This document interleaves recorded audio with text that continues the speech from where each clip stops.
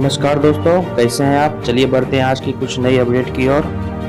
8वें वेतन आयोग के गठन के साथ ही सैलरी बढ़ोतरी को लेकर चल रही है अटकलों पर अब सरकार ने बड़ा संकेत दिया है। केंद्र सरकार ने साफ किया है कि 8वां वेतन आयोग अपनी सिफारिशें तैयार करने के लिए खुद ही की नई पद्धति और प्रक्रिया तय करेगी, यानी सैलरी बढ़ाने का तरीका पहले से अलग हो सकता है।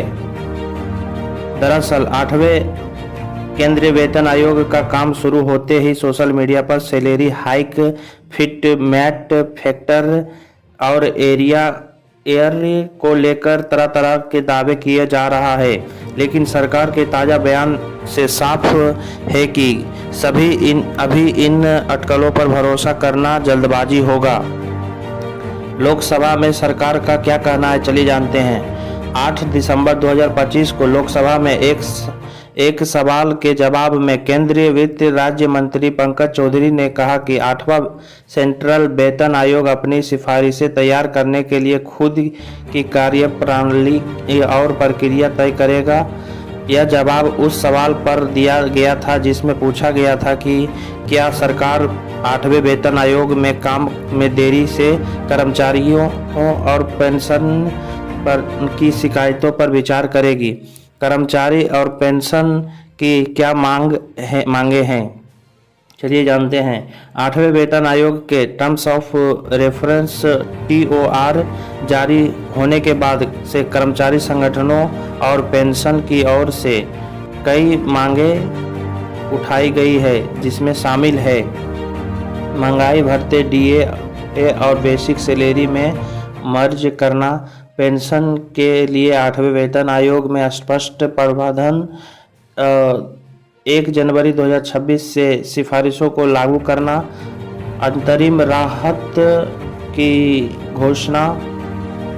हालांकि वित्त मंत्री के बयान से साफ है कि इन सभी मुद्दों पर फैसला 8वें वेतन आयोग ही करेगा, ना कि सरकार सीधे तौर पर।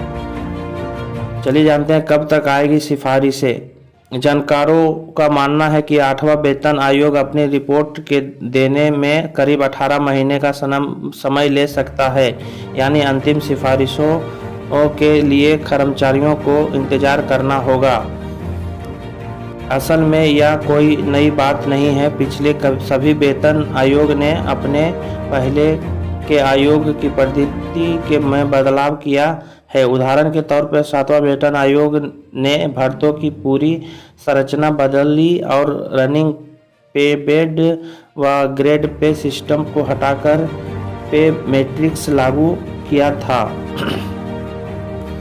इसीलिए माना जा रहा है कि 8वें वेतन आयोग भी सैलरी बढ़ोतरी का नया फार्मूला ला सकता है। फिलहाल कर्मचारियों को पेंशन और सोशल मीडिया की अटकलों से दूर रहकर अधिकारियों से सिफारिशों का इंतजार करना ही समझदारी होगा।